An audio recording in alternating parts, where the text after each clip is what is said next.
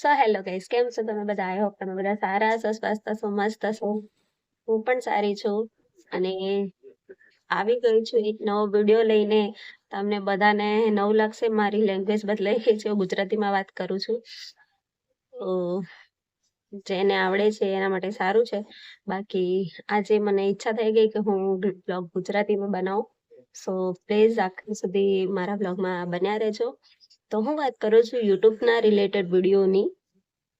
તો યુટ્યુબ પર છે ને બહુ બધા મતલબ વિડીયો બનાવે છે કે વાયટી સ્ટુડિયોમાં આપણે આ સેટિંગ કરી લઈશું તો બ્લોગ વાયરલ થઈ જશે, શોર્ટ વિડીયો વાયરલ થઈ જશે. બટ એવું કશું હોતું નથી.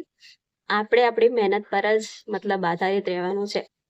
આપણે જેટલી મહેનત કરીશું, જેટલા આપણે વિડીયો સારા બનાવીશું, વિડીયોમાં આપણે ક્વોલિટી સારી રાખવાની છે. વિડીયોની કેટેગરી શું છે એ બધું ડિસાઈડ કરીને પછી આપણે મૂકવાના છે, તો આપણા વિડીયો ડેફિનેટલી વાયરલ થશે. તો એમાં છે શોર્ટ્સ વિડીયો.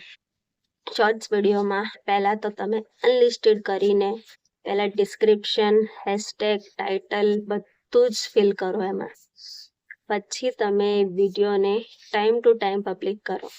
સૌથી બેસ્ટ ટાઈમ છે વિડીયો શોર્ટ્સ વિડીયોનો સવારે તમે અપલોડ કરી શકો છો. એક વિડીયો સવારે 8 વાગે તમે અપલોડ કરો, બીજો વિડીયો 10 વાગે અપલોડ કરો, એના પછી 11 વાગે પણ તમે અપલોડ કરી શકો છો. પછી બપોરે 2:30 વાગે તમે વિડીયો અપલોડ કરો.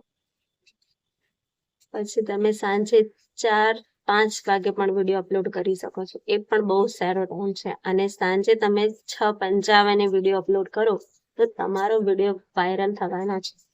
શોર્ટ્સ વિડીયો જરૂર વાયરલ થશે તમારો. અને આમાં કેવું છે કે આપણે છે ને આપણી મહેનત પર જ મતલબ ડિપેન્ડ રહેવાનું છે. કોઈ આપણને સપોર્ટ નહીં કરવાનું. અને જે સપોર્ટ કરશે ને તો એમાં કેવું છે, એ લોકો સપોર્ટ કરશે તો આપણે પણ એમને સપોર્ટ કરવું પડશે. એકબીજાને સપોર્ટ કરીશું તો વિડીયો વાયરલ થશે, આગળ જશે, એવું છે. અને તમે છે ને જેમ જેમ આપણે વિડીયો સારા બનાવીશું, આપણી ક્વોલિટી સારી હશે, એમ વિડીયો વાયરલ થશે આગળ.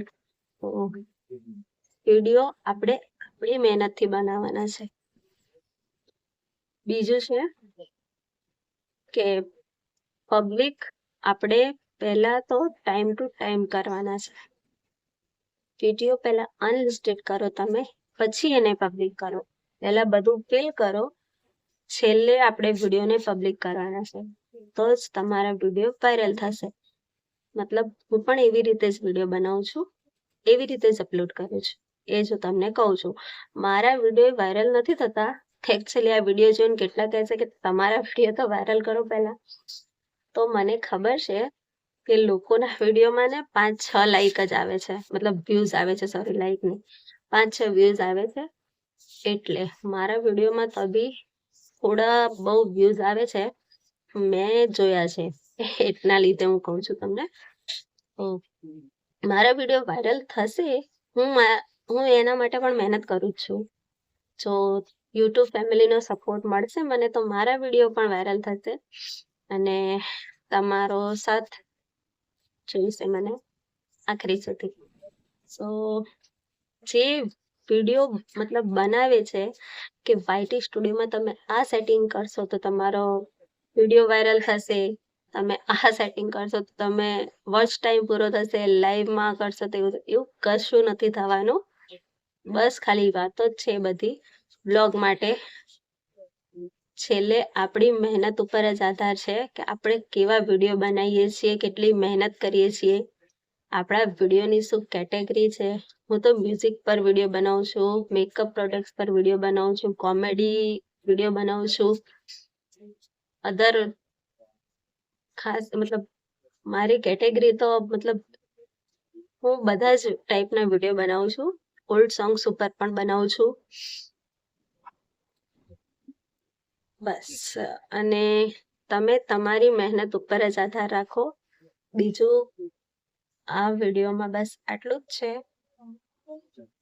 અને તમને મારો વિડીયો કેવો લાગ્યો, પસંદ આવ્યો તો પ્લીઝ લાઈક કરજો, મારા ચેનલને સબસ્ક્રાઈબ કરજો મળીશું નેક્સ્ટ બ્લોગમાં. Thank you so much. જય શ્રી કૃષ્ણ. Bye bye.